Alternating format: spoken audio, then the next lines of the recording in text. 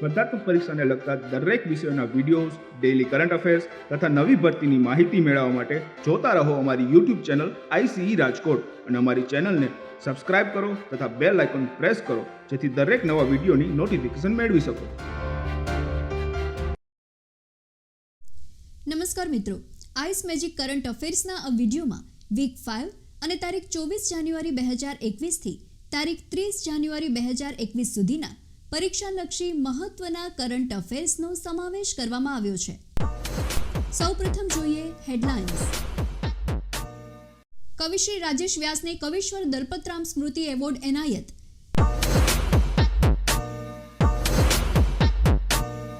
DRDOએ ભારતીય હોકની મદદથી smart anti airfield વેપનનું સફળતાપૂર્વક પરીક્ષણ કર્યું.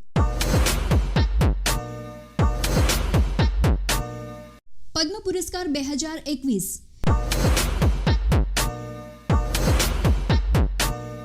ગ્લોબલ ક્લાઇમેટ રિસ્ક ઇન્ડેક્સ 2021માં ભારત 7મા ક્રમાંકે રહ્યું.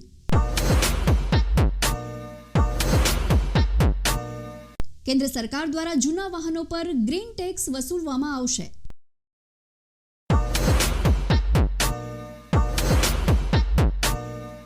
અને સ્પેસ એક્સે ફાલ્કન 9 રોકેટની મદદથી રેકોર્ડ 143 સેટેલાઇટ લોન્ચ કર્યા.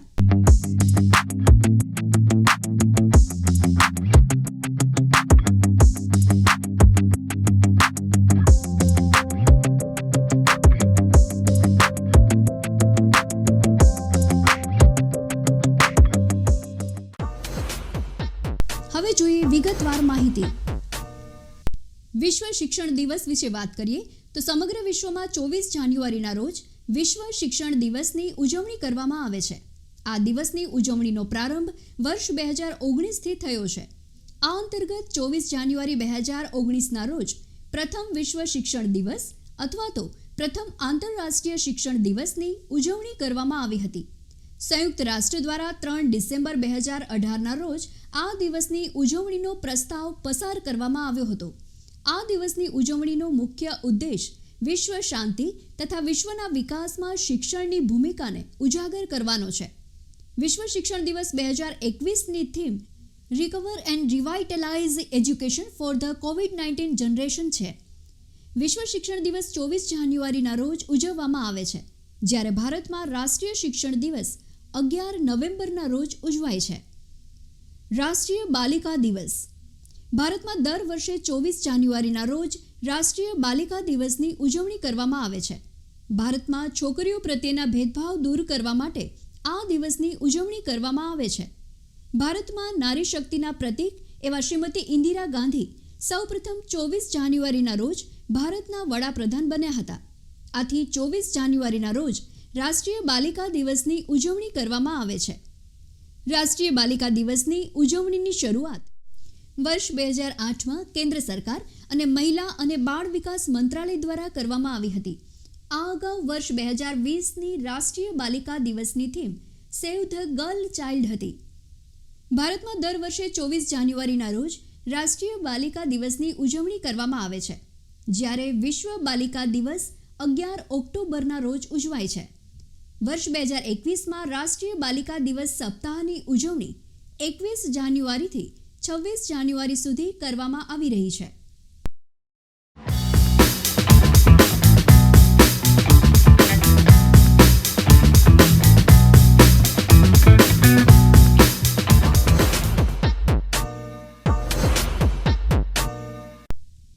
મોઢેરા સૂર્ય મંદિર ખાતે ઉત્તરાર્ધ મહોત્સવ 2021 યોજાયો.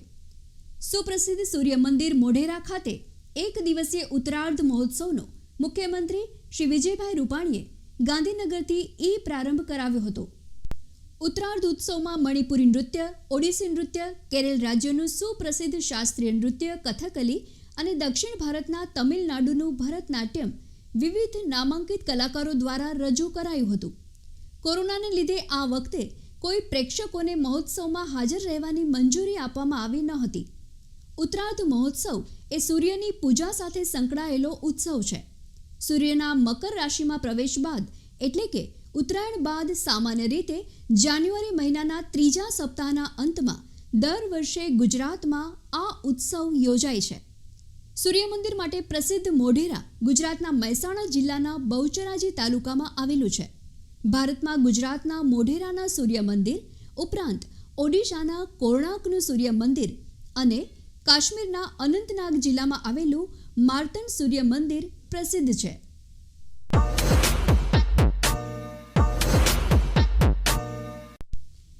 કવિ શ્રી રાજેશ વ્યાસને કવિશ્વર દલપતરામ સ્મૃતિ એવોર્ડ એનાયત. એ વિશે વાત કરીએ તો સુરેન્દ્રનગરના વઢવાણના પનોતા પુત્ર કવિ શ્રી દલપતરામની સ્મૃતિમાં વર્ધમાન વિકાસ સેવા ટ્રસ્ટ દ્વારા દર વર્ષે કવિશ્વર દલપતરામ સ્મૃતિ એવોર્ડ આપવામાં આવે છે. વર્ષ 2021 માટે જાણીતા ગઝલકાર અને કવિ શ્રી રાજેશ વ્યાસ મિસ્કિનને આ એવોર્ડ એનાયત કરવામાં આવશે. રાજેશ વ્યાસ વિશે વાત કરીએ તો શ્રી રાજેશ વ્યાસ ગુજરાતી ગઝલકાર તથા પ્રસિદ્ધ કવિ છે. તેઓ મિસ્કિન ઉપનામથી વધુ જાણીતા છે. તેમના ઉપનામ મિસ્કિનનો અર્થ ગરીબ માણસ થાય છે. શ્રી રાજેશ વ્યાસનો જન્મ 16 ઓક્ટોબર 1955ના રોજ અમદાવાદ ખાતે થયો હતો. તેઓનું પૂરું નામ રાજેશ જટાશંકર વ્યાસ છે. તેઓને શૂન્ય પાલનપુરી એવોર્ડ, કવિ કલાપી એવોર્ડ, મહર્ષિ અરવિંદ એવોર્ડ, ગુજરાત સાહિત્ય અકાદમીનો એવોર્ડ અને વલી ગુજરાતી પુરસ્કાર સહિત અનેક પુરસ્કાર એનાયત થયા છે. કવિશ્વર દલપતરામ એવોર્ડ વિશે વાત કરીએ તો કવિશ્વર દલપતરામ એવોર્ડ એ વર્ધમાન વિકાસ સેવા ટ્રસ્ટ વઢવાણ દ્વારા આપવામાં આવતું સાહિત્યિક સન્માન છે. ગુજરાતી કવિતામાં નોંધપાત્ર યોગદાન બદલ વર્ષ 2010થી દર વર્ષે આ પુરસ્કાર આપવામાં આવે છે. વર્ધમાન વિકાસ ટ્રસ્ટ દ્વારા સ્થાપિત આ એવોર્ડનું નામ ગુજરાતી ભાષાના જાણીતા કવિ શ્રી દલપતરામના નામ પરથી રાખવામાં આવ્યું છે. આ પુરસ્કારમાં એક શાલ, શિલ્ડ અને 25,000 રૂપિયા રોકડા પુરસ્કાર સ્વરૂપે આપવામાં આવે છે. વર્ષ 2010માં સૌપ્રથમ કવિશ્વર દલપતરામ એવોર્ડ શ્રી નલિન રાવળને આપવામાં આવ્યો હતો. વર્ષ 2020માં આ એવોર્ડ શ્રી S.S. રાહીને આપવામાં આવ્યો છે.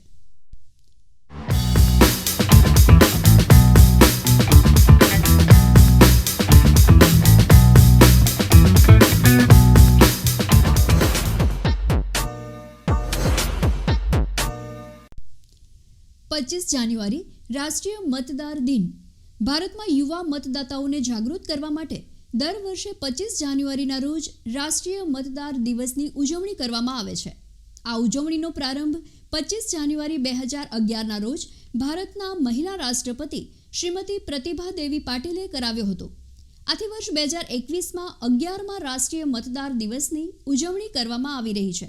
આ પ્રસંગે દર વર્ષે 25 જાન્યુઆરીના રોજ ચૂંટણી પંચ દ્વારા નવા મતદારોને તેમનું ચૂંટણી કાર્ડ આપવામાં આવે છે. વર્ષ 2021ની રાષ્ટ્રીય મતદાર દિવસની થીમ એ વિશે વાત કરીએ તો વર્ષ 2021ની રાષ્ટ્રીય મતદાર દિવસની theme making our voters empowered, vigilant, safe and informed છે.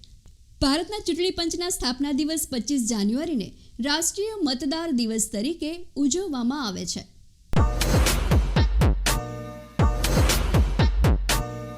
ભારતીય સશસ્ત્ર દળો સંયુક્ત લશ્કરી કવાયત અભ્યાસ કવચ હાથ ધરશે. ભારતીય સેના, ભારતીય નૌકાદળ, ભારતીય વાયુસેના અને ભારતીય કોસ્ટ ગાર્ડ અંદમાન અને નિકોબાર કમાન્ડના નેજા હેઠળ સંયુક્ત સૈન્ય કવાયત અભ્યાસ કવચ હાથ ધરશે. અભ્યાસ કવચનું આયોજન આગામી સપ્તાહમાં અંદમાન સમુદ્ર અને બંગાળની ખાડીમાં કરવામાં આવશે. ભારતના ત્રણેય સુરક્ષા દળોની સંયુક્ત યુદ્ધ ક્ષમતાઓને ધ્યાનમાં રાખી આ કવાયત હાથ ધરવામાં આવી રહી છે. આ કવાયતનો ઉદ્દેશ ત્રણેય દળો વચ્ચે સંકલન વિકસિત કરવાનો છે. ત્રણેય સેનાઓ વચ્ચે સંયુક્ત ગુપ્તચર સર્વેલન્સ અને સૈન્ય સર્વેક્ષણ કવાયત પણ હાથ ધરવામાં આવશે. 3થી 5 નવેમ્બર 2020 દરમિયાન સંયુક્ત ત્રિસેવા કવાયત બુલ સ્ટ્રાઇકનું આયોજન પણ અંદમાન અને નિકોબાર કમાન્ડ અંતર્ગત કરવામાં આવ્યું હતું. અંદમાન અને નિકોબાર કમાન્ડ દેશનું એકમાત્ર સંયુક્ત સૈન્ય કમાન્ડ છે.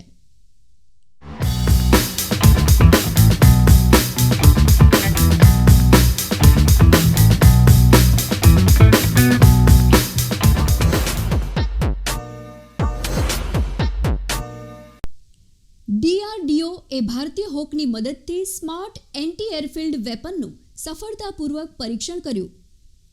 DRDO એ ઓડિશામાં હિન્દુસ્તાન એરોનોટિક્સ લિમિટેડના હોક ફાસ્ટની મદદથી સ્વદેશી રીતે વિકસિત સ્માર્ટ એન્ટી એરફિલ્ડ વેપનનું સફળતાપૂર્વક પરીક્ષણ હાથ ધર્યું છે. સ્માર્ટ એન્ટી એરફિલ્ડ વેપનનું DRDO દ્વારા હાથ ધરવામાં આવેલ આ 9મું સફળ પરીક્ષણ હતું. સ્માર્ટ એન્ટી એરફિલ્ડ વેપન વિશે વાત કરીએ તો સ્માર્ટ એન્ટી એરફિલ્ડ વેપનનો વિકાસ ડિફેન્સ રિસર્ચ ડેવલપમેન્ટ ઓર્ગેનાઇઝેશન દ્વારા કરવામાં આવ્યો છે. સ્માર્ટ એન્ટી એરફિલ્ડ વેપન એ લાંબા અંતરનું ચોકસાઈથી સંચાલિત એન્ટી એરફિલ્ડ શસ્ત્ર છે. આ હથિયાર 100 કિલોમીટરની રેન્જ સુધી ચોકસાઈ સાથે જમીનના લક્ષ્યોને ટાર્ગેટ કરી શકે છે. મૂળભૂત રીતે સ્માર્ટ એન્ટી એરફિલ્ડ વેપન એક બોમ્બ છે. તેની મદદથી રડાર, બંકર્સ, ટેક્સી ટ્રેક અને રનવે જેવી એરફિલ્ડ સંપત્તિઓને ટાર્ગેટ કરી શકાય છે.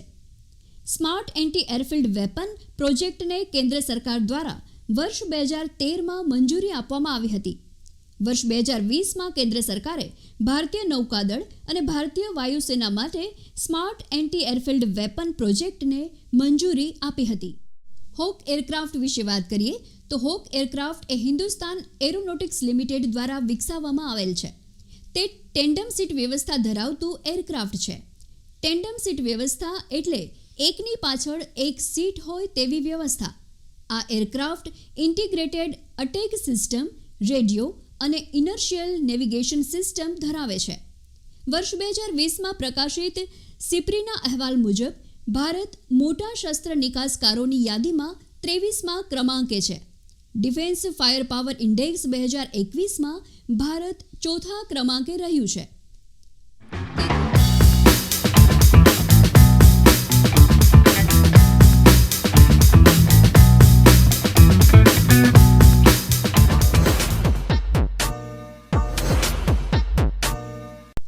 કેન્દ્રીય ચૂંટણી પંચ દ્વારા digital voter ID card launch કરવામાં આવ્યું.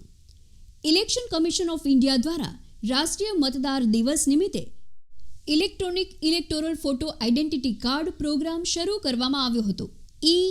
ઇપિક વિશે વાત કરીએ તો ઇપિક એ મતદાર ફોટો ઓળખ કાર્ડનું ઇલેક્ટ્રોનિક સંસ્કરણ છે. તે એક સુરક્ષિત પોર્ટેબલ ડોક્યુમેન્ટ ફોર્મેટ છે, કારણે તેમાં એડિટિંગ કરી શકાતું નથી. ઇપિકમાં સિરિયલ નંબર અને પાર્ટ નંબરની સાથે ફોટો અને વસ્તી વિષયક સુરક્ષિત QR કોડનો સમાવેશ કરવામાં આવ્યો છે. ઇપિકનું આ પોર્ટેબલ વર્ઝન મોબાઈલ અથવા કોમ્પ્યુટર પર ડાઉનલોડ કરી શકાય છે. ઇપિક પહેલ વિશે વાત કરીએ તો ઇપિક પહેલ 2 તબક્કામાં શરૂ કરવામાં આવશે. ઇપિક પહેલ અંતર્ગત પ્રથમ તબક્કો 25 જાન્યુઆરીથી 31 જાન્યુઆરી સુધીનો છે, જે દરમિયાન નવા મતદારો તેમના મોબાઈલ નંબર પ્રમાણિત કરી ઇપિક ડાઉનલોડ કરીને મતદાર આઈડી મેળવી શકશે. 1 ફેબ્રુઆરીથી બીજો તબક્કો શરૂ કરવામાં આવશે, જેમાં સામાન્ય મતદારોને મતદાર આઈડી મળશે.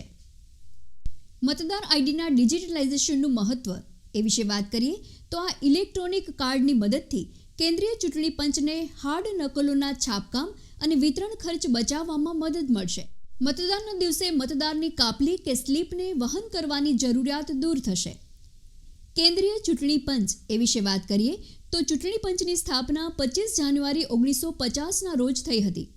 ભારતીય ચૂંટણી પંચનું મુખ્ય મથક નવી દિલ્હી ખાતે આવેલું છે. ભારતીય બંધારણના અનુચ્છેદ 324(1) અનુસાર સંસદ, રાજ્ય વિધાનમંડળ, રાષ્ટ્રપતિ અને ઉપરાષ્ટ્રપતિના પદોની ચૂંટણીની દેખરેખ, નિર્દેશન અને નિયંત્રણ માટે ચૂંટણી પંચની સ્થાપના કરવામાં આવી હતી. બંધારણના અનુચ્છેદ 324(2) મુજબ ચૂંટણી પંચમાં એક મુખ્ય ચૂંટણી કમિશનર તથા અન્ય 2 ચૂંટણી કમિશનર હોય છે. ભારતના મુખ્ય ચૂંટણી કમિશનર વિશે વાત કરીએ તો ભારતના પ્રથમ મુખ્ય ચૂંટણી કમિશનરનું નામ શ્રી સુકુમાર સેન છે. ભારતના પ્રથમ મહિલા મુખ્ય ચૂંટણી કમિશનરનું નામ શ્રીમતી V.S. રમાદેવી છે. ભારતના વર્તમાન મુખ્ય ચૂંટણી કમિશનર તથા અન્ય ચૂંટણી કમિશનરોના નામ આ પ્રમાણે છે: શ્રી સુનિલ અરોરા, મુખ્ય ચૂંટણી કમિશનર; શ્રી રાજીવ કુમાર, ચૂંટણી કમિશનર; શ્રી સુશીલ ચંદ્રા, ચૂંટણી કમિશનર. ચૂંટણી કમિશનરની નિમણૂક અને રાજીનામું એ વિશે વાત કરીએ તો ભારતના મુખ્ય ચૂંટણી કમિશનર અને અન્ય ચૂંટણી કમિશનરની નિમણૂક ભારતના રાષ્ટ્રપતિ કરે છે. ભારતના મુખ્ય ચૂંટણી કમિશનર અને અન્ય ચૂંટણી કમિશનર પોતાનું રાજીનામું રાષ્ટ્રપતિને આપી શકે છે. ચૂંટણી કમિશનરનો કાર્યકાળ. ભારતના મુખ્ય ચૂંટણી કમિશનર અને અન્ય ચૂંટણી કમિશનરનો કાર્યકાળ 6 વર્ષ અને 65 વર્ષની ઉંમર એ બેમાંથી જે પહેલા આવે તે હોય છે. કેન્દ્રીય ચૂંટણી પંચના કાર્યો અને શક્તિઓ એ વિશે વાત કરીએ તો રાષ્ટ્રપતિ, ઉપરાષ્ટ્રપતિ, સંસદ અને રાજ્ય વિધાનમંડળની ચૂંટણીઓનું નિયંત્રણ અને નિર્દેશન કરવું, ચૂંટણીની તારીખો અને કાર્યક્રમોની જાહેરાત કરવી, રાજકીય પક્ષોને માન્યતા તથા ચૂંટણી નિશાનની ફાળવણી કરવી, રાજકીય પક્ષોને ચૂંટણીમાં તેમના પ્રદર્શનને આધારે રાષ્ટ્રીય અથવા રાજ્ય સ્તરના રાજકીય પક્ષ તરીકે દરજ્જો આપવો, ચૂંટણીની આચાર સંહિતા તૈયાર કરવી, સંસદના સભ્યોની ગેરલાયકાત સંબંધી બાબતોમાં રાષ્ટ્રપતિને તથા રાજ્ય વિધાનમંડળના સભ્યોની ગેરલાયકાત અંગે રાજ્યપાલને સલાહ આપવી, રાષ્ટ્રપતિ શાસન લાગુ હોય તેવા રાજ્યમાં 1 વર્ષ પછી ચૂંટણી કરવી કે નહીં તે નક્કી કરવું. કેન્દ્રીય ચૂંટણી પંચ રાષ્ટ્રપતિ, ઉપરાષ્ટ્રપતિ, રાજ્યસભાના સભ્યો, લોકસભા અને રાજ્ય વિધાનમંડળની ચૂંટણીનું સંચાલન અને આયોજન કરે છે, જ્યારે રાજ્ય ચૂંટણી પંચ પંચાયતો અને સ્થાનિક સંસ્થાઓની ચૂંટણીનું સંચાલન અને આયોજન કરે છે.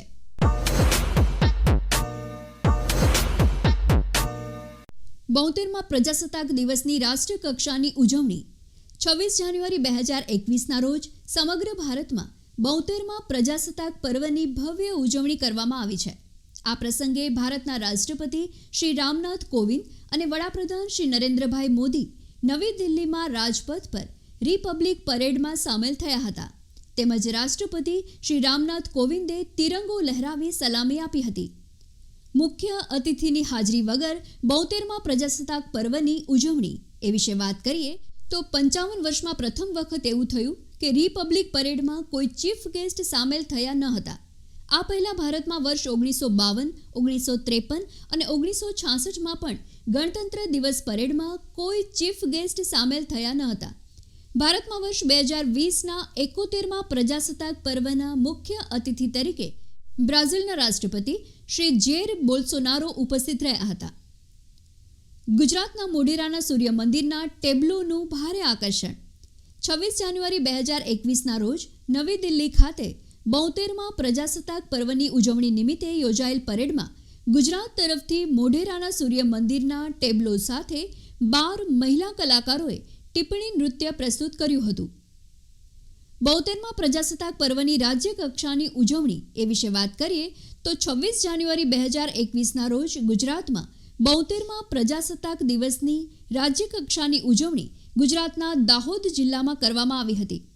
આ પ્રસંગે ગુજરાતના રાજ્યપાલ શ્રી આચાર્ય દેવવ્રતે દાહોદની નવજીવન કોલેજના ગ્રાઉન્ડ ખાતે મુખ્યમંત્રી શ્રી વિજયભાઈ રૂપાણીની ઉપસ્થિતિમાં રાષ્ટ્રધ્વજ લહેરાવી તેને સલામી આપી હતી. 72માં પ્રજાસત્તાક પર્વની રાષ્ટ્રકક્ષાની ઉજવણીની વિશેષતા એ વિશે વાત કરીએ તો વર્ષ 2021ના 72માં પ્રજાસત્તાક પર્વની ઉજવણી દરમિયાન રિપબ્લિક ડે પરેડમાં ભારતીય વાયુસેનાના રાફેલ ફાઇટર જેટે પ્રથમ વખત ભાગ લીધો હતો.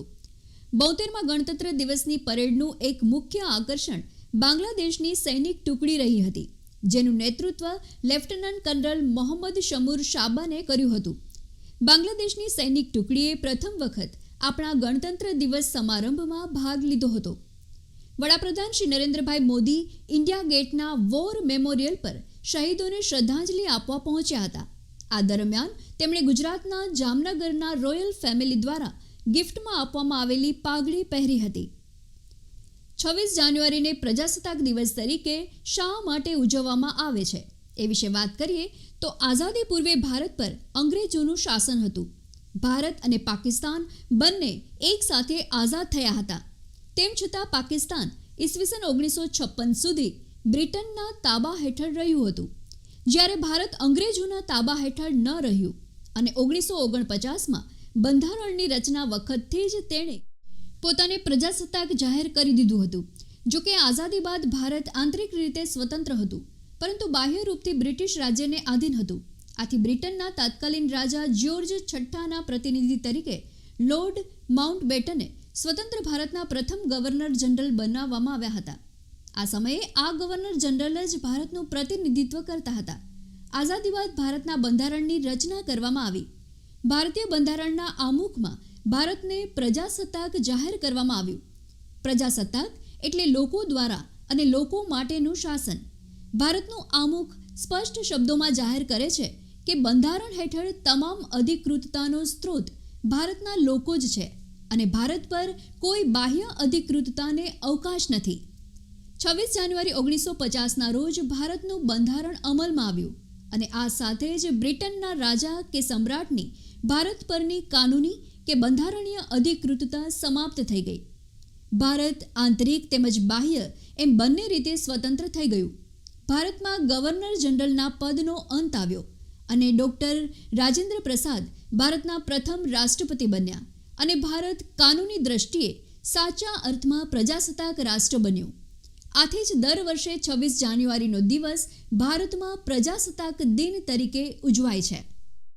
લોર્ડ માઉન્ટબેટન સ્વતંત્ર ભારતના પ્રથમ ગવર્નર જનરલ હતા. શ્રી જવાહરલાલ નહેરુને ભારતના પ્રથમ વડાપ્રધાન તરીકેના શપથ લોર્ડ માઉન્ટબેટને જ અપાવ્યા હતા. લોર્ડ માઉન્ટબેટન બાદ જૂન 1948થી 26 જાન્યુઆરી 1950 સુધી શ્રી સી રાજગોપાલચારી એ ભારતના ગવર્નર જનરલના પદે રહ્યા હતા. શ્રી સી રાજગોપાલચારી ભારતના અંતિમ ગવર્નર જનરલ હતા.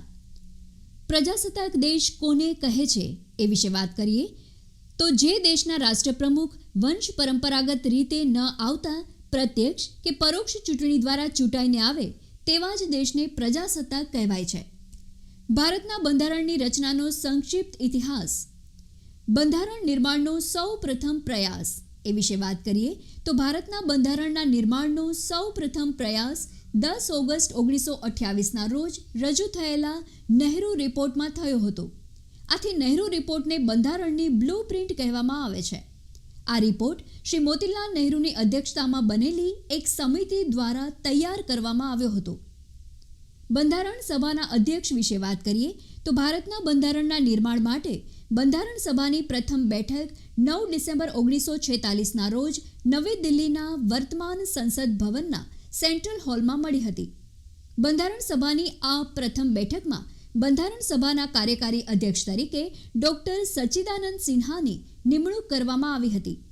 જો કે ત્યારબાદ 11 ડિસેમ્બર 1946ના રોજ ડૉક્ટર રાજેન્દ્ર પ્રસાદ બંધારણ સભાના કાયમી અધ્યક્ષ તરીકે ચૂંટાઈ આવ્યા હતા. ઉદ્દેશ પ્રસ્તાવ.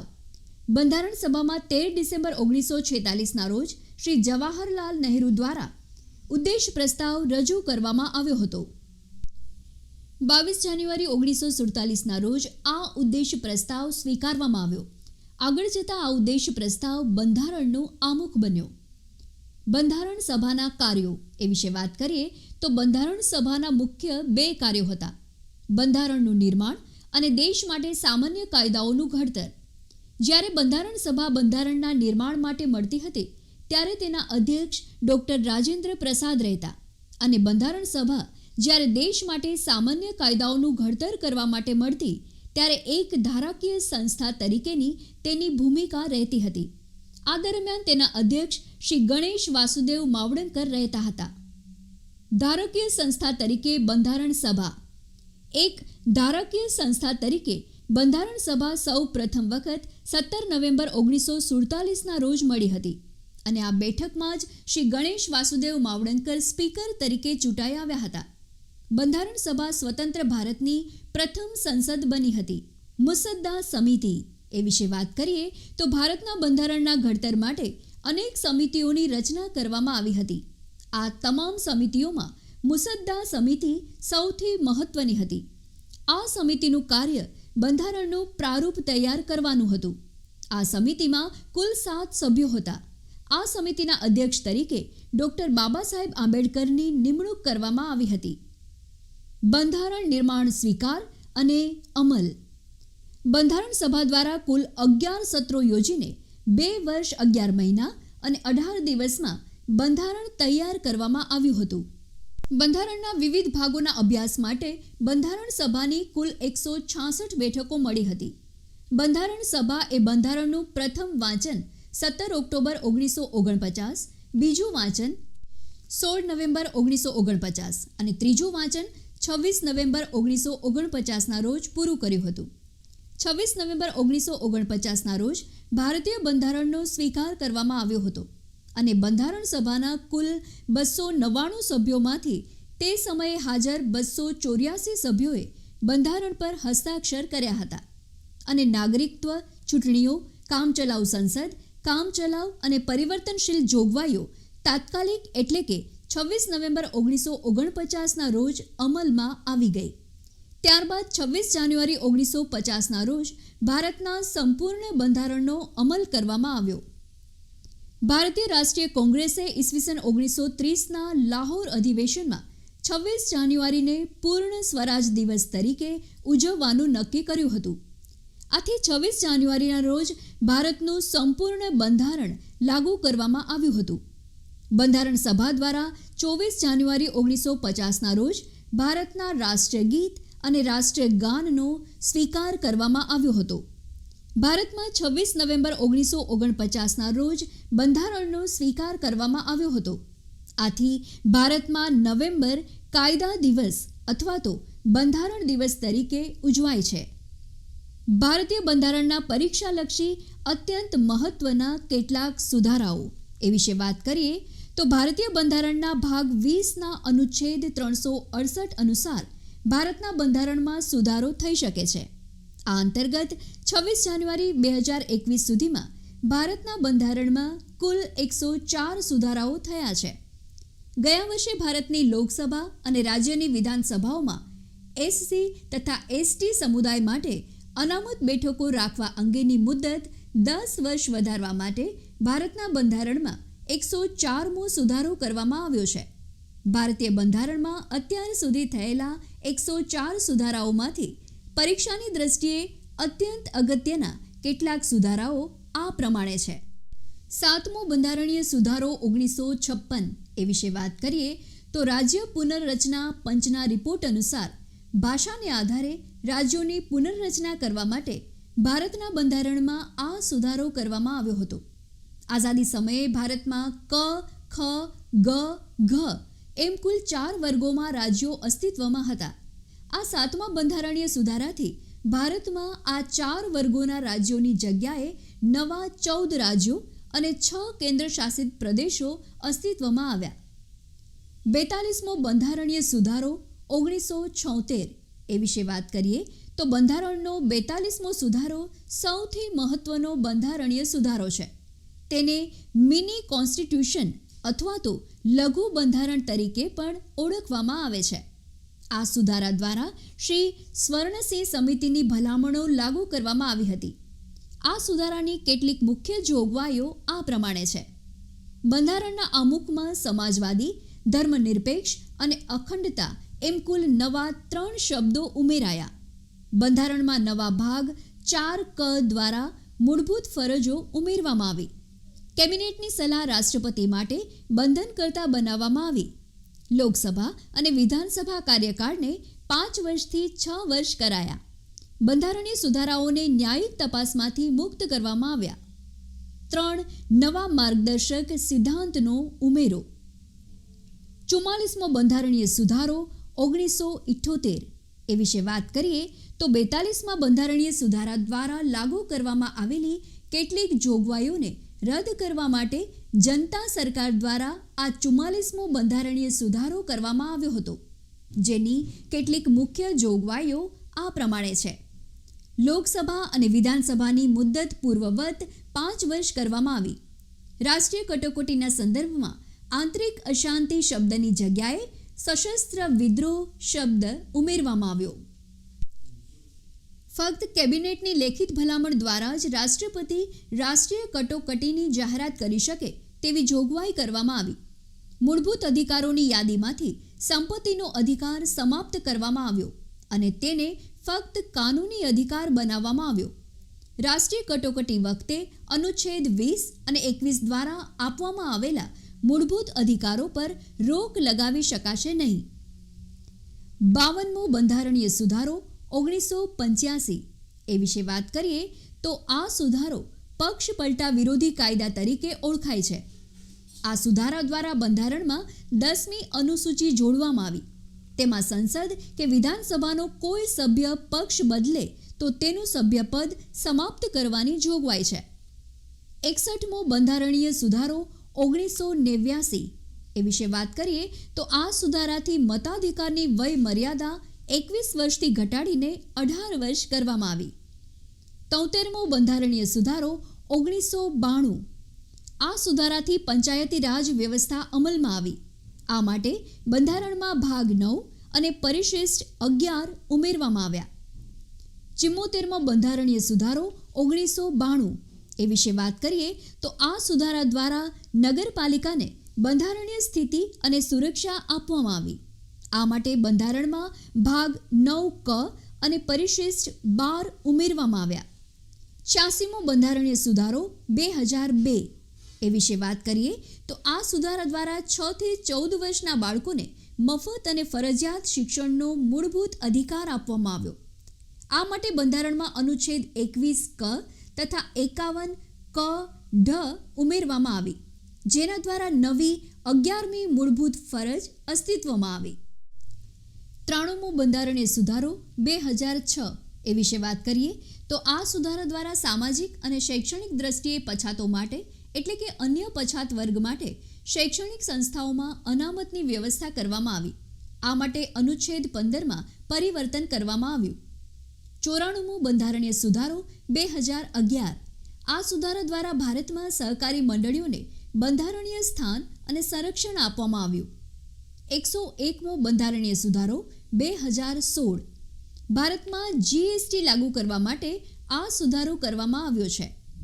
103મો બંધારણીય સુધારો 2019 એ વિશે વાત કરીએ તો ભારતમાં જનરલ કેટેગરીના આર્થિક રીતે પછાત વર્ગના ઉમેદવારોને સરકારી નોકરીઓ તથા શિક્ષણ સંસ્થાઓમાં અનામત આપવા માટે આ સુધારો કરવામાં આવ્યો છે. આ માટે બંધારણમાં અનુચ્છેદ 15(6) અને 16(6) ઉમેરવામાં આવી છે.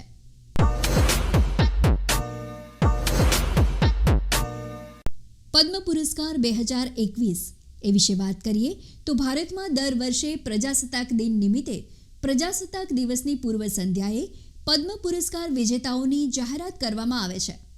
આ અંતર્ગત 25 જાન્યુઆરી 2021ના રોજ વર્ષ 2021ના પદ્મ પુરસ્કાર માટે કુલ 119 મહાનુભાવોના નામની જાહેરાત કરવામાં આવી છે, જેમાંથી 7 વ્યક્તિઓને પદ્મ વિભૂષણ, 10ની પદ્મભૂષણ અને 102 વ્યક્તિઓની પદ્મશ્રી એવોર્ડ માટે પસંદગી કરવામાં આવી છે.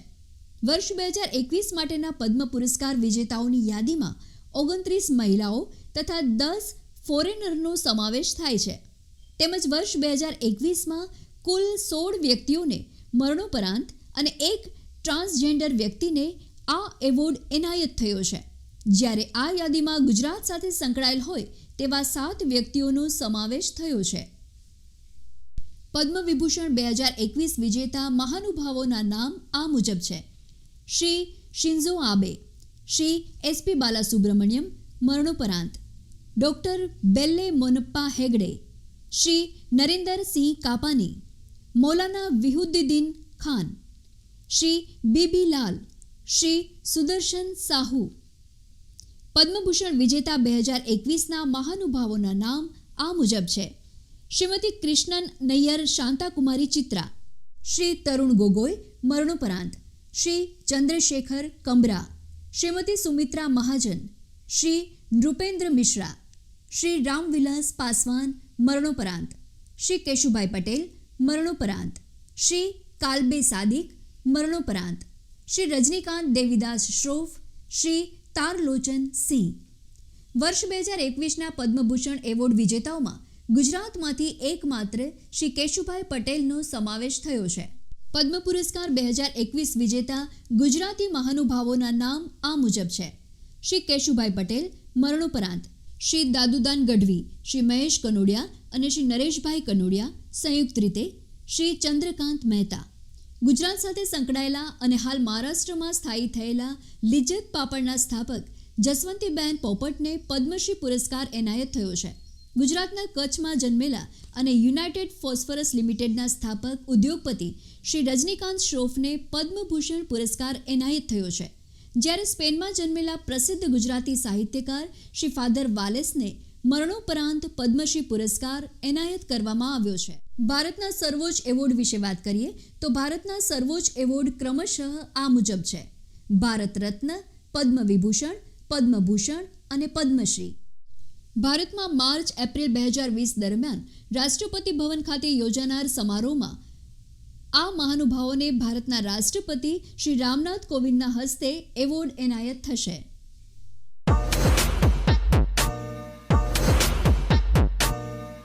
ગ્લોબલ ક્લાઇમેટ રિસ્ક ઇન્ડેક્સ 2021માં ભારત 7મા ક્રમાંકે રહ્યું. એ વિશે વાત કરીએ તો જર્મનીના બોન સ્થિત પર્યાવરણ થિંક ટેન્ક જર્મન વોચ દ્વારા તાજેતરમાં ગ્લોબલ ક્લાઇમેટ રિસ્ક ઇન્ડેક્સ 2021 જાહેર કરવામાં આવ્યો હતો. ગ્લોબલ ક્લાઇમેટ રિસ્ક ઇન્ડેક્સ 2021 એ વાર્ષિક ગ્લોબલ ક્લાઇમેટ રિસ્ક ઇન્ડેક્સની 16મી આવૃત્તિ છે. અહેવાલના મુખ્ય તારણો વિશે વાત કરીએ તો ગ્લોબલ ક્લાઇમેટ રિસ્ક ઇન્ડેક્સ 2021 અનુસાર ભારત 7મા ક્રમાંકે રહ્યું છે. Global climate risk index 2021માં Mozambique અને ઝિમ્બાબ્વે અનુક્રમે પ્રથમ અને બીજા ક્રમાંકે રહ્યા છે. પર્યાવરણીય ફેરફારને કારણે વર્ષ 2019માં જાનહાનિ અને આર્થિક નુકસાનીની બાબતમાં ભારત પ્રથમ ક્રમાંકે રહ્યું હતું. વર્ષ 2019 સુધીમાં સૌથી વધુ અસરગ્રસ્ત 10 દેશોની યાદીમાં પ્યુર્ટો રિકા દેશ પ્રથમ ક્રમાંકે રહ્યો છે. રિપોર્ટ પ્રમાણે ભારતમાં વર્ષ 2019 દરમિયાન કુલ 8 ઉષ્ણકટિબંધીય ચક્રવાતોએ ગંભીર અસરો કરી હતી. ગ્લોબલ ક્લાઇમેટ રિસ્ક ઇન્ડેક્સ વિશે વાત કરીએ તો ગ્લોબલ ક્લાઇમેટ રિસ્ક ઇન્ડેક્સ વાર્ષિક ધોરણે જર્મન વોચ દ્વારા પ્રકાશિત કરવામાં આવે છે. આ સૂચકાંક કોઈ દેશ અને અર્થવ્યવસ્થા પર આબોહવાની ઘટનાઓના પ્રભાવનું વિશ્લેષણ કરે છે. આ ઇન્ડેક્સ મ્યુનિક રેની નેટકેટ સર્વિસીસ ડેટાના આધારે તૈયાર કરવામાં આવ્યો છે. જર્મન વોચ વિશે વાત કરીએ તો જર્મન વોચ એ બિન લાભકારી તેમજ બિન સરકારી સંસ્થા છે જેની સ્થાપના વર્ષ 1991માં કરવામાં આવી હતી. આ પર્યાવરણ થિંક ટેન્ક જર્મનીના બોન શહેરમાં સ્થિત છે. વેપાર અને પર્યાવરણ પરની જાહેર નીતિને પ્રભાવિત કરવાના ઉદ્દેશથી તેની સ્થાપના કરવામાં આવી હતી.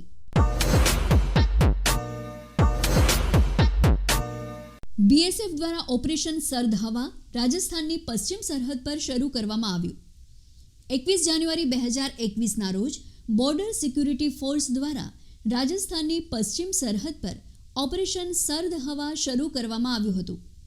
આ ઓપરેશનનો મુખ્ય હેતુ આ પ્રદેશમાં ગાઢ ધુમ્મસને કારણે થતી ઘૂસણખોરીના કિસ્સાઓની તપાસ કરવાનો છે. ઓપરેશન સર્દ હવા 27 જાન્યુઆરીના 2021 સુધી ચાલુ રાખવામાં આવ્યું હતું.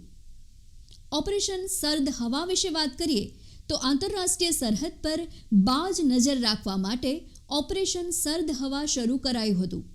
આ ઓપરેશન હેઠળ જવાનો સરહદ નજીક આવેલા પોલીસ સ્ટેશન વિસ્તારોમાં અદ્યતન શસ્ત્રો સાથે પેટ્રોલિંગ કરે છે. આ ઓપરેશન અંતર્ગત સરહદ પર તૈનાત જવાનોની સંખ્યામાં વધારો કરવામાં આવ્યો છે. ઓપરેશન સર્દ હવા દરમિયાન બોર્ડર સિક્યુરિટી ફોર્સની ઇન્ટેલિજન્સ વિંગ પણ સક્રિય રહી હતી.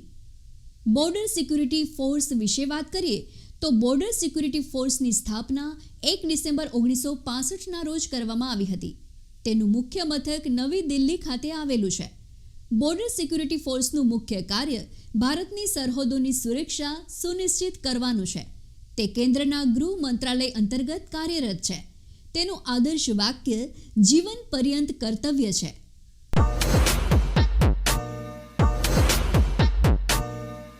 પરમાણુ શસ્ત્રોના પ્રતિબંધ અંગેની સંધિ 22 જાન્યુઆરી 2021ના રોજ અમલમાં આવી. એ વિશે વાત કરીએ તો પરમાણુ શસ્ત્રોના પ્રતિબંધ અંગેની સંધિ 7 જુલાઈ 2017ના રોજ સ્વીકારવામાં આવી હતી.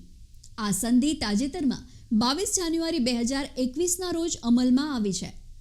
આ સંધિ પ્રથમ કાનૂની રૂપથી બાધ્ય આંતરરાષ્ટ્રીય સમજૂતી છે જેનો ઉદ્દેશ પરમાણુ શસ્ત્રોના ઉપયોગ પર પ્રતિબંધ મૂકવાનો છે.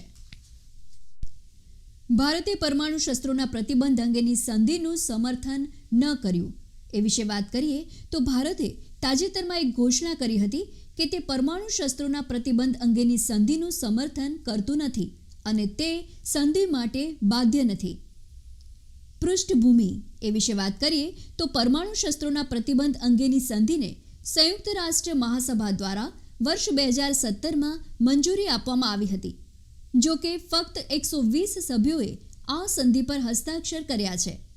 ભારત સહિત વિશ્વના મોટા પરમાણુ શક્તિ ધરાવતા દેશોએ આ સંધિને સમર્થન કર્યું નથી.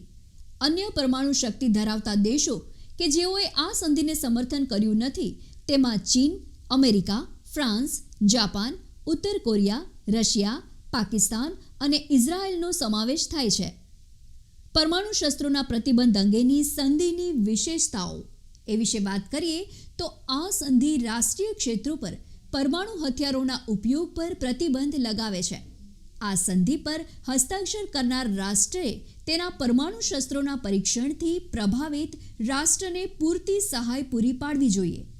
સંધિમાં હસ્તાક્ષર કરનાર રાજ્ય પક્ષે જાહેર કરવું જોઈએ કે તેણે તેના અગાઉના પરમાણુ શસ્ત્ર કાર્યક્રમોને બંધ કરી દીધા છે. હસ્તાક્ષર કરનાર રાજ્ય પક્ષે એ પણ જાહેર કરવું જોઈએ કે તે અન્ય દેશોના પરમાણુ શસ્ત્રો ધરાવે છે કે નહીં. ભારત પરમાણુ હથિયાર ધરાવતા દેશો વિરુદ્ધ નો ફર્સ્ટ યુઝની નીતિ અને પરમાણુ હથિયાર ન ધરાવતા રાજ્યો વિરુદ્ધ પરમાણુ હથિયારનો ઉપયોગ ન કરવા માટે પ્રતિબદ્ધ છે. ભારતે નોન પ્રોલિફરેશન ટ્રીટી અને કોમ્પ્રેહેન્સિવ ન્યુક્લિયર ટેસ્ટ બેન ટ્રીટી પર પણ હસ્તાક્ષર કર્યા નથી.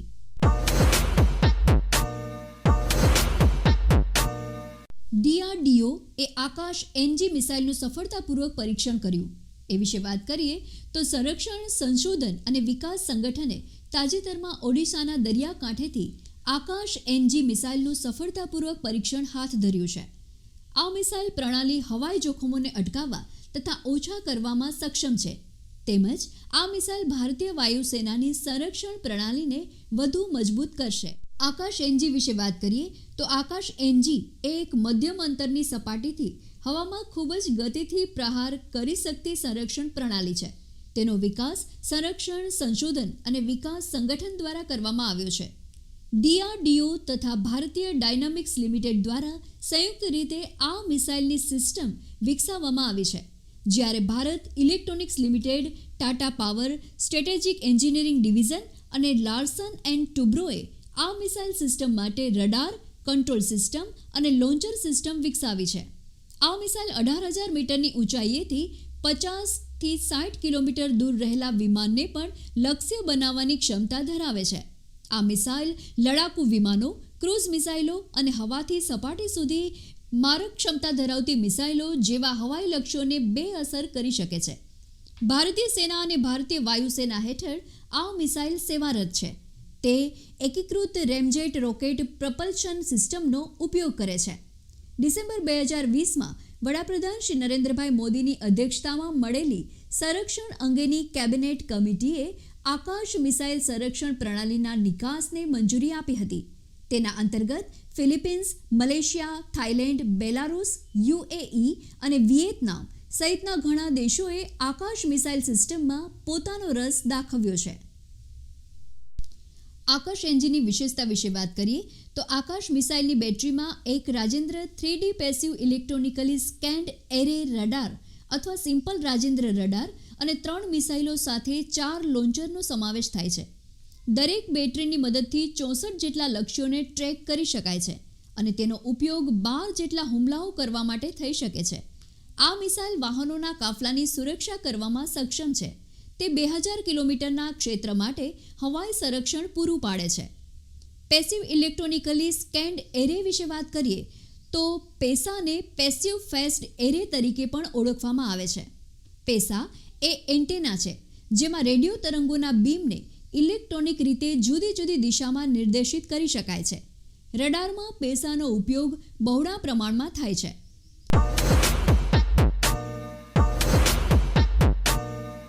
કેન્દ્ર સરકાર દ્વારા જૂના વાહનો પર ગ્રીન ટેક્સ વસૂલવામાં આવશે. એ વિશે વાત કરીએ તો કેન્દ્રીય માર્ગ પરિવહન મંત્રાલયે તાજેતરમાં જૂના વાહનો પર વધારાનો ટેક્સ વસૂલવાનો નિર્ણય કર્યો છે. આ વધારાના ટેક્સને ગ્રીન ટેક્સ તરીકે ઓળખવામાં આવી રહ્યો છે. એક નવી પહેલ અંતર્ગત કેન્દ્રીય પરિવહન અને હાઈવે મંત્રી શ્રી નીતિન ગડકરીએ 8 વર્ષ જૂના વાહનો ઉપર ગ્રીન ટેક્સ વસૂલવા માટે મંજૂરી આપી દીધી છે. પ્રદૂષણને કાબૂમાં લેવા આ નિર્ણય લેવામાં આવ્યો છે. ગ્રીન ટેક્સ લોકોને પર્યાવરણને અનુકૂળ વાહનોના વિકલ્પો તરફ જવા માટે પ્રેરણા પણ આપશે. મુખ્ય મુદ્દો: ગ્રીન ટેક્સ પ્રદૂષણનું સ્તર ઘટાડવામાં મદદરૂપ થશે. ગ્રીન ટેક્સથી વસૂલવામાં આવેલી આવક અલગ ખાતામાં રાખવામાં આવશે.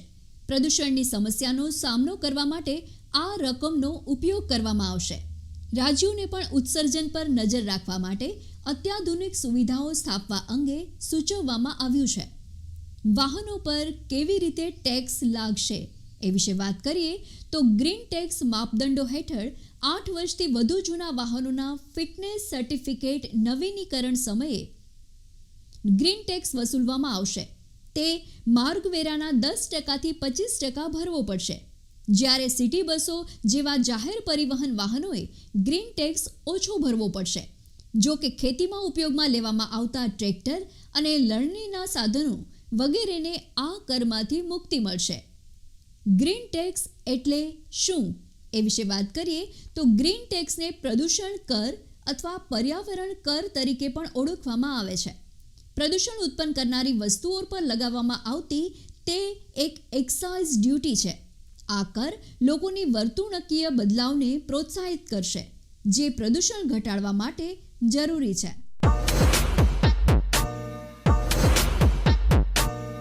Subhashchandra Bose disaster management award 2021 વિશે વાત કરીએ તો 23 જાન્યુઆરી 2021ના રોજ શ્રી સુભાષચંદ્ર બોઝની જન્મજયંતિ નિમિત્તે વર્ષ 2021ના સુભાષચંદ્ર બોઝ ડિઝાસ્ટર મેનેજમેન્ટ એવોર્ડની જાહેરાત કરવામાં આવી છે. આ અંતર્ગત વર્ષ 2021માં સંસ્થાઓ માટેનો આ award sustainable environment and ecological development society નવી દિલ્હીને એનાયત થયો છે. જ્યારે વ્યક્તિગત કેટેગરીમાં શ્રી રાજેન્દ્ર કુમાર ભંડારીને આ પુરસ્કાર એનાયત થયો છે. શ્રી રાજેન્દ્ર કુમાર ભંડારીએ જમીનના જોખમો પર વૈજ્ઞાનિક અધ્યયનનો પાયો નાખ્યો છે અને સીડ્સ એ આપત્તિ સજ્જતા, પ્રતિભાવ અને પુનર્વસન માટે કામ કર્યું છે. Subhash Chandra Bose disaster management award વિશે વાત કરીએ તો ભારતમાં વડાપ્રધાન શ્રી નરેન્દ્રભાઈ મોદીની પ્રેરણાથી વર્ષ 2019થી આ એવોર્ડનો પ્રારંભ થયો છે. ડિઝાસ્ટર મેનેજમેન્ટ અંગેની વિશિષ્ટ કામગીરી બદલ ભારતીય નાગરિક અથવા તો સંસ્થાને દર વર્ષે આ એવોર્ડ એનાયત થાય છે. ભારતમાં શ્રી સુભાષચંદ્ર બોઝની જન્મ જયંતિ નિમિત્તે દર વર્ષે 23 જાન્યુઆરીના રોજ આ એવોર્ડ વિજેતાઓની જાહેરાત કરવામાં આવે છે. આ award Subhash Chandra Bose disaster management award અથવા તો સુભાષચંદ્ર બોઝ આપત્તિ વ્યવસ્થાપન એવોર્ડ તરીકે ઓળખાય છે. આ એવોર્ડ અંતર્ગત સંસ્થાની કેટેગરીમાં વિજેતા સંસ્થાને ₹51 લાખ રોકડ ધનરાશિ અને એક પ્રમાણપત્ર આપવામાં આવે છે. જ્યારે વ્યક્તિગત કેટેગરીમાં વિજેતા વ્યક્તિને ₹5 લાખ રોકડા અને એક પ્રમાણપત્ર આપવામાં આવે છે.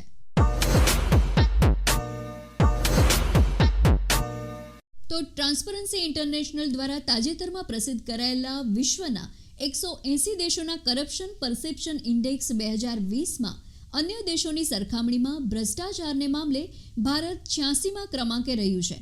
આ અગાઉ વર્ષ 2019ના આ ઇન્ડેક્સમાં ભારત 80મા ક્રમે રહ્યું હતું. ભ્રષ્ટાચારના મામલે ભારત આ વર્ષે 6 ક્રમ ગબડ્યું છે. વર્ષ 2020 માટે પ્રસિદ્ધ થયેલા આ રિપોર્ટ અનુસાર વિશ્વના 180 દેશોમાંથી સૌથી ઓછો ભ્રષ્ટાચાર ડેનમાર્ક તથા ન્યૂઝીલેન્ડમાં છે અને સૌથી વધુ ભ્રષ્ટાચાર સાઉથ સુદાન અને સોમાલિયામાં છે. આ ઇન્ડેક્સમાં ડેનમાર્ક અને ન્યૂઝીલેન્ડ પ્રથમ ક્રમે છે, જ્યારે ડેનમાર્ક અને ન્યૂઝીલેન્ડ બાદ ફિનલેન્ડ, સિંગાપોર, સ્વીડન અને સ્વિટ્ઝરલેન્ડ ત્રીજા ક્રમાંકે રહ્યા છે. સોમાલિયા અને સાઉથ સુદાન અંતિમ 179મા ક્રમાંકે છે. પડોશી દેશો પાકિસ્તાન 124મા ક્રમે, બાંગ્લાદેશ 146મા ક્રમે અને ચીન 78મા ક્રમાંકે રહ્યું છે. કરપ્શન પરસેપ્શન ઇન્ડેક્સ એ વાર્ષિક ધોરણે બર્લિન બેઝડ ટ્રાન્સપરન્સી ઇન્ટરનેશનલ દ્વારા વર્ષ 1995થી પ્રકાશિત કરવામાં આવે છે.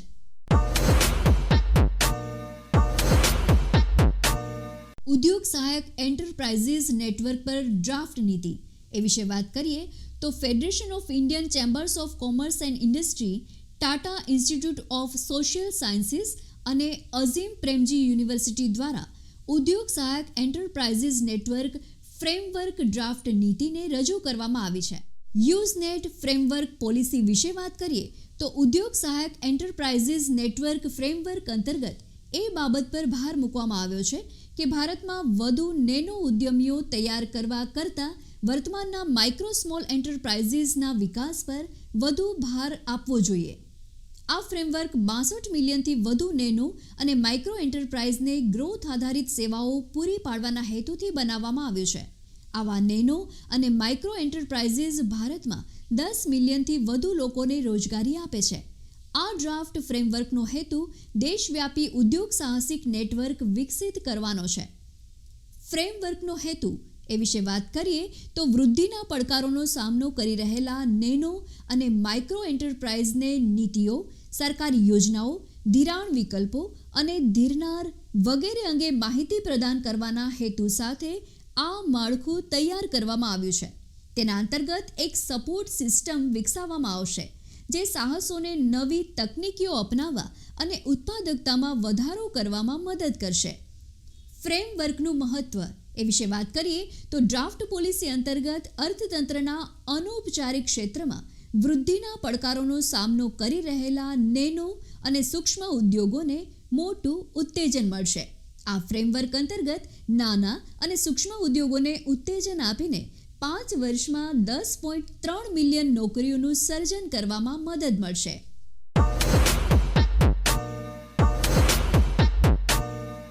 મહારાષ્ટ્ર રાજ્ય દ્વારા જેલ ટુરિઝમ શરૂ કરવામાં આવ્યું. 26 જાન્યુઆરી 2021ના રોજ મહારાષ્ટ્ર રાજ્ય સરકારે પુણેની યરવડા જેલમાંથી જેલ ટુરિઝમની શરૂઆત કરી હતી. લોકોને રાજ્યની ઐતિહાસિક જેલોની મુલાકાત માટેની સુવિધા મળે તે હેતુથી આ પહેલ મહારાષ્ટ્ર રાજ્ય દ્વારા કરવામાં આવી છે.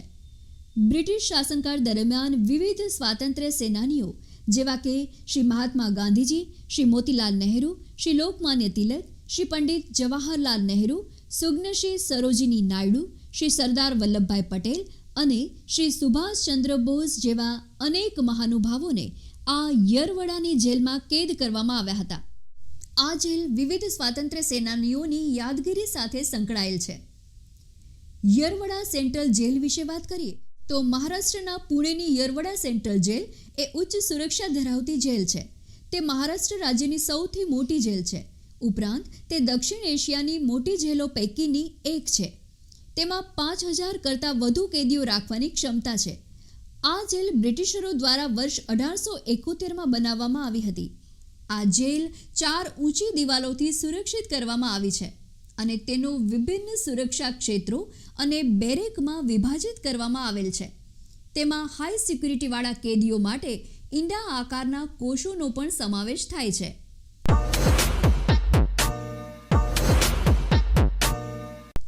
સુંદરવન બાયોસ્ફિયર રિઝર્વમાં વિવિધ 428 પક્ષીઓની પ્રજાતિઓનો વસવાટ. ઝૂઓલોજિકલ સર્વે ઓફ ઇન્ડિયાએ તાજેતરમાં birds of the Sundarban biosphere reserve અંગે એક અહેવાલ પ્રકાશિત કર્યો છે. આ અહેવાલ અંતર્ગત એ જાણવા મળ્યું હતું કે સુંદરબન બાયોસ્ફિયર રિઝર્વ વિવિધ 428 પક્ષીઓની પ્રજાતિઓનું ઘર છે. અહેવાલના મુખ્ય તારણો વિશે વાત કરીએ તો આ અહેવાલમાં સુંદરવનમાં વસવાટ કરતા વિવિધ પક્ષીઓનું વર્ણન, તેના વિસ્તાર અંગેની માહિતી અને તેની વિશેષતા અંગે વિસ્તૃત જાણકારી આપવામાં આવી છે. ભારતીય સુંદરવન વિશ્વના સૌથી મોટા મેંગ્રોવ જંગલોનો ભાગ છે અને તેમાં પક્ષીઓની 428 પ્રજાતિઓ છે. આનો અર્થ એ થયો કે દેશમાં જોવા મળતા દર 3માંથી એક પક્ષી આ અનોખા ઇકોસિસ્ટમમાં જોવા મળે છે. કેટલાક પક્ષીઓ જેમ કે માસ્કડ ફિનકૂટ અને બફી ફિશ આઉલ ફક્ત સુંદરવનમાં જ જોવા મળે છે. દેશમાં જોવા મળતી કિંગફિશરની 12 પ્રજાતિઓમાંથી 9 આ પ્રદેશમાં જોવા મળે છે. તેમજ ગોલિયાથ બગલા અને ચમચી જેવી ચાંચ ધરાવતી ટીટોળી જેવી દુર્લભ પ્રજાતિઓ પણ જોવા મળે છે. ભારતીય સુંદરવન વિશે વાત કરીએ તો ભારતીય સુંદરવન એ ગંગા, બ્રહ્મપુત્રા અને મેઘના નદીઓ દ્વારા બંગાળની ખાડી વિસ્તારમાં રચાયેલ ડેલ્ટામાં આવેલો મેંગ્રોવ વિસ્તાર છે. તે પશ્ચિમ બંગાળની હુગલી નદીથી લઈને બાંગ્લાદેશમાં બલેશ્વર નદી સુધીના લગભગ 10,000 કિલોમીટરના ક્ષેત્રને આવરે છે. તેમાં બંધ અને ખુલ્લા મેંગ્રોવ જંગલોનો સમાવેશ થાય છે. સુંદરવન એ ભારતનું 27મું રામસર સ્થળ છે. ઉપરાંત તે યુનેસ્કોની વર્લ્ડ હેરિટેજ સાઇટ પણ છે. સુંદરવન એ રોયલ બેંગાલ ટાઈગરનું ઘર છે. સુંદરવનની વનસ્પતિ અને પ્રાણી સૃષ્ટિ વિશે વાત કરીએ તો સુંદરી વૃક્ષ અને ગેવાના વૃક્ષો સુંદરવનમાં વધુ પ્રમાણમાં જોવા મળે છે. તેમજ સુંદરવનમાં પક્ષીઓની 428 પ્રજાતિઓ, માછલીઓની 120 જાતિઓ, સસ્તન પ્રાણીઓની 42 જાતિઓ, સરીસૃપોની 35 જાતિઓ અને 8 ઉભયજીવી પ્રજાતિઓ પણ જોવા મળે છે.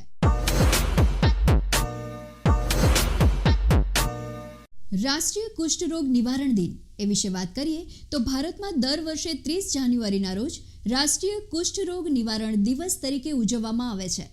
વર્ષ 1955માં કેન્દ્ર સરકારે રાષ્ટ્રીય રક્તપિત્ત નિયંત્રણ કાર્યક્રમ શરૂ કર્યો હતો, જેને વર્ષ 1982માં રાષ્ટ્રીય રક્તપિત્ત નાબૂદી કાર્યક્રમ નામ આપવામાં આવ્યું હતું. આ દિવસની ઉજવણીનો મુખ્ય ઉદ્દેશ ભારતમાંથી રક્તપિત્ત નાબૂદ કરવાનો છે. રક્તપિત્ત વિશે વાત કરીએ તો રક્તપિત્ત એ એક ચેપી રોગ છે જે મુખ્યત્વે માઇકોબેક્ટેરિયમ લીપ્રાઈ દ્વારા થાય છે. રોગના લક્ષણો ચેપ પછી સરેરાશ 5 વર્ષના લાંબા ગાળા પછી જોવા મળે છે, કારણ કે માઇકોબેક્ટેરિયમ લીપ્રાઈ ધીરે ધીરે વધે છે, જે મુખ્યત્વે માનવ ત્વચા, શ્વસન, આંખો અને શરીરના કેટલાક અન્ય ભાગોને અસર કરે છે.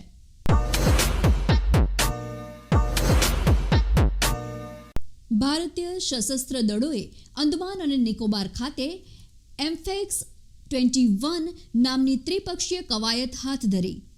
21 થી 25 જાન્યુઆરી 2021 દરમિયાન ભારતીય સશસ્ત્ર દળોએ અંદમાન અને નિકોબાર ટાપુઓના જૂથોમાં ત્રિપક્ષીય કવાયત એમ્ફેક્સ 21નું આયોજન કર્યું છે. આ કવાયતમાં નૌકા જહાજો, એરફોર્સના એરક્રાફ્ટો અને આર્મીના સૈનિકોએ ભાગ લીધો હતો. ટાપુ પ્રદેશોની પ્રાદેશિક અખંડિતતાની સુરક્ષા માટે આ કવાયત હાથ ધરવામાં આવી હતી. આ કવાયતનો હેતુ ત્રણેય સેવાઓ વચ્ચે ઓપરેશનલ સુમેળ અને સંયુક્ત યુદ્ધ લડવાની ક્ષમતાને વધારવાનો હતો. અંદમાન અને નિકોબાર ટાપુની રક્ષા માટે અભ્યાસ કવચ પણ એમ્ફેક્સ 21નો જ એક ભાગ હતો.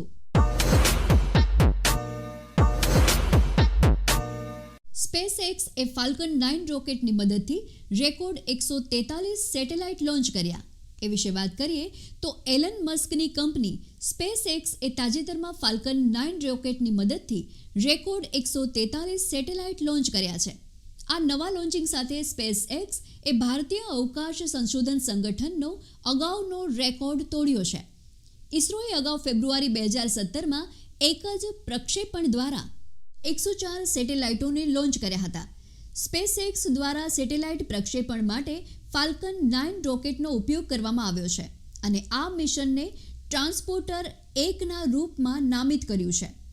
લોન્ચ કરવામાં આવેલ વિવિધ સેટેલાઇટો વિશે વાત કરીએ તો સ્પેસએક્સ દ્વારા 143 સેટેલાઇટો લોન્ચ કરવામાં આવ્યા. તેમાં ક્યુબસેટ્સ, માઇક્રોસેટ્સ અને 10 સ્ટારલિંક સેટેલાઇટો જેવા વાણિજ્યિક અને સરકારી સેટેલાઇટોનો સમાવેશ થાય છે. તેની સાથે નાસાનો સ્પેસક્રાફ્ટ પણ લોન્ચ કરવામાં આવ્યું હતું. આ લોન્ચિંગનો હેતુ એ વિશે વાત કરીએ તો વર્ષ 2021ના અંત સુધીમાં સમગ્ર વિશ્વમાં બ્રોડબેન્ડ ઇન્ટરનેટ કવરેજ પ્રદાન કરવાના ઉદ્દેશથી સ્પેસએક્સ દ્વારા આ 143 સેટેલાઇટોને લોન્ચ કરવામાં આવ્યા હતા. સ્પેસ એક્સપ્લોરેશન ટેકનોલોજી કોર્પોરેશન વિશે વાત કરીએ તો સ્પેસએક્સની સ્થાપના વર્ષ 2002માં શ્રી એલન મસ્ક દ્વારા કરવામાં આવી હતી. તે એક અમેરિકન એરોસ્પેસ ઉત્પાદક અને અવકાશ પરિવહન સેવા કંપની છે. તેનું મુખ્ય મથક અમેરિકાના કેલિફોર્નિયા ખાતે આવેલું છે. તે ફરીથી વાપરી શકાય તેવા રોકેટ્સ અને અવકાશયાત્રી કેપ્સ્યુલ્સ માટે જાણીતું છે. ફાલ્કન 9 રોકેટ વિશે વાત કરીએ તો ફાલ્કન 9 રોકેટ ફરીથી વાપરી શકાય તેવું રોકેટ છે. તેનું નિર્માણ સ્પેસએક્સ દ્વારા કરવામાં આવ્યું છે. તે બળતણ તરીકે ક્રાયોજેનિક લિક્વિડ ઓક્સિજન અને રોકેટ ગ્રેડ કેરોસીનનો ઉપયોગ કરે છે.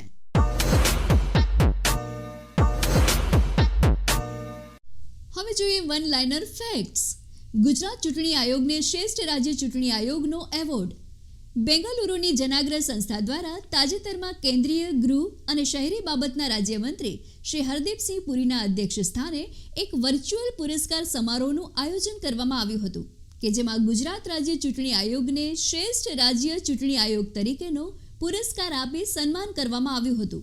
અને ઉલ્લેખનીય છે કે ગુજરાત ચૂંટણી આયોગે સ્થાનિક સ્વરાજની સંસ્થાઓમાં મતદારો માટે સુવિધામાં વધારો કરી ચૂંટણી પ્રક્રિયાને વધુ પારદર્શક બનાવવા અદ્યતન ટેકનોલોજીનો ઉપયોગ કરી ઈ-વોટિંગની શરૂઆત કરી છે.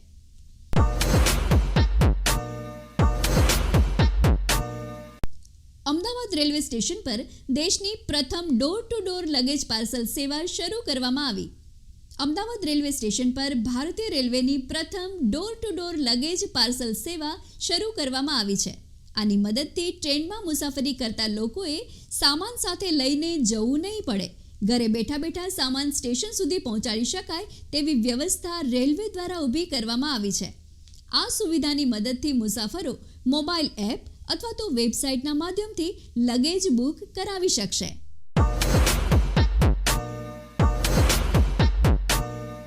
અમદાવાદના શિલેજ ખાતે નવી સ્કિલ યુનિવર્સિટી સ્થાપવામાં આવશે.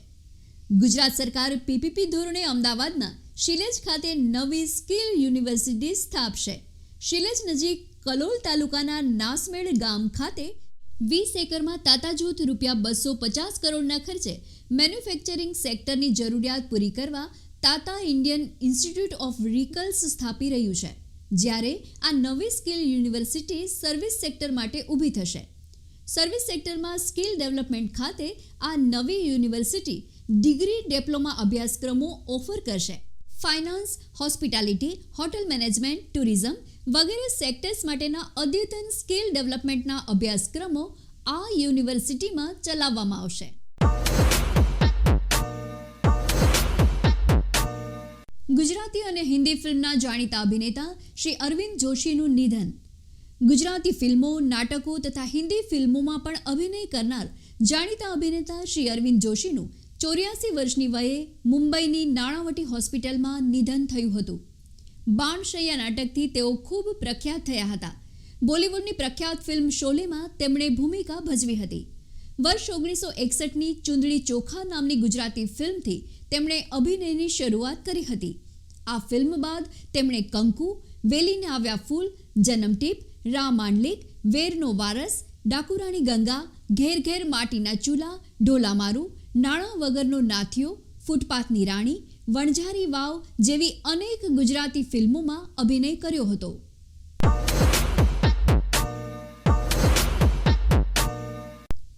ભારત નાણાં મંત્રાલયમાં મહેસૂલ વિભાગના વિશેષ સચિવ પદે શ્રી અનિલ કુમાર ઝાની નિમણૂક. કેન્દ્રીય કેબિનેટની નિમણૂક સમિતિએ IAS અધિકારી શ્રી અનિલ કુમાર ઝાની નાણાં મંત્રાલયના મહેસૂલ વિભાગના વિશેષ સચિવ પદે વરણી કરી હતી. આ સમિતિએ કોર્પોરેટ બાબતના અધિક સચિવ અંજલિ ભાવરાની વરણી કોર્પોરેટ બાબતના મંત્રાલયના વિશેષ સચિવ પદે કરી હતી. આ ઉપરાંત વિદ્યુત બિહારી સ્વેનની વરણી MSME મંત્રાલયના સચિવ પદે કરવામાં આવી છે. શ્રી વિદ્યુત બિહારી સ્વેન ગુજરાતની કેડરના અધિકારી છે.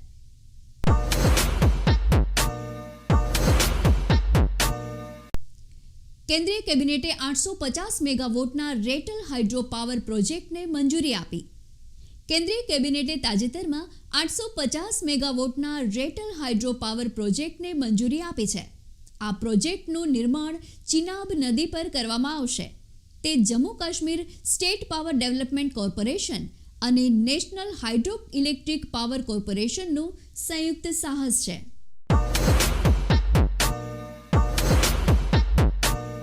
રાષ્ટ્રીય બાલિકા દિવસે હરિદ્વારની સૃષ્ટિ ગોસ્વામી ઉત્તરાખંડની એક દિવસ માટે મુખ્યમંત્રી બની.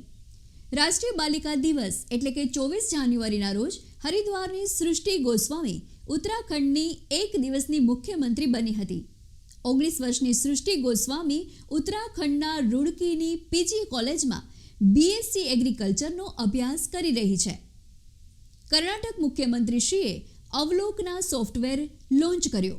કર્ણાટકના મુખ્યમંત્રી શ્રી BS યેદિયુરપ્પાએ 1800 જેટલા કાર્યક્રમો પર થતા સરકારી ખર્ચ પર નજર રાખવા અવલોકના સોફ્ટવેરનો પ્રારંભ કર્યો છે.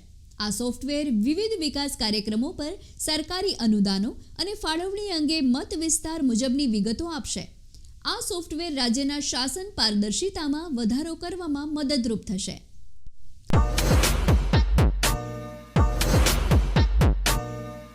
Ministry of electronics and information technology quantum computing ક્ષેત્રે સંશોધનને પ્રોત્સાહન આપવા માટે ક્વોન્ટમ કમ્પ્યુટિંગ એપ્લિકેશન લેબની સ્થાપના કરશે.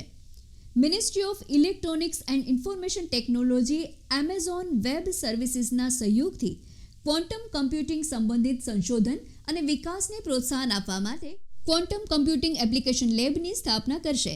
તે સરકારના વિવિધ મંત્રાલયો અને વિભાગો, વૈજ્ઞાનિકો, વિદ્વાનો વગેરે જેવા વિવિધ હિતધારકોને ક્વોન્ટમ કમ્પ્યુટિંગ સેવા પ્રદાન કરશે. ક્વોન્ટમ ટેકનોલોજી ક્વોન્ટમ ફિઝિક્સના સિદ્ધાંતો પર આધારિત છે.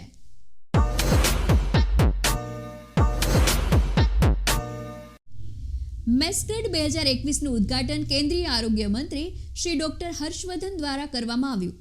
21 જાન્યુઆરી 2021ના રોજ કેન્દ્રીય આરોગ્ય પ્રધાન શ્રી ડોક્ટર હર્ષવર્ધન દ્વારા મેસ્ક્રેડ 2021ની 7મી આવૃત્તિનું ઉદ્ઘાટન કરવામાં આવ્યું હતું. તેનું આયોજન federation of Indian chambers of commerce and industry દ્વારા કરવામાં આવ્યું છે. મેસ્ક્રેડ એ દાણચોરી અને બનાવટી વેપાર સામેની ચળવળ છે.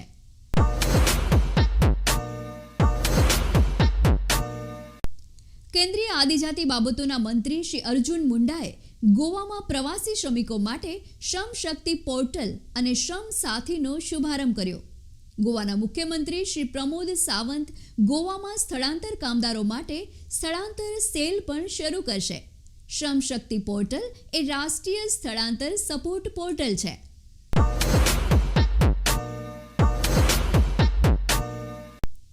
વિશ્વ યુરોપના સૌથી મોટા સોલર પાવર પ્લાન્ટ ફ્રાન્સિસ્કો પિઝારોના નિર્માણ માટે સ્પેન અને ફ્રાન્સ વચ્ચે હસ્તાક્ષર. સ્પેન અને ફ્રાન્સે તાજેતરમાં 590 મેગાવોટના ફ્રાન્સિસ્કો પિઝારો સોલાર પાવર પ્લાન્ટના નિર્માણ માટે સમજૂતી પર હસ્તાક્ષર કર્યા છે. આ યુરોપનો સૌથી મોટો સોલાર પાવર પ્લાન્ટ હશે. આ માટે સ્પેનના આઇબરડોલા અને ફ્રાન્સના ડોનોન વચ્ચે હસ્તાક્ષર થયા હતા. આ સોલાર પાવર પ્લાન્ટ સ્પેનના કેકેરસના પશ્ચિમ પ્રાંતમાં સ્થાપવામાં આવશે.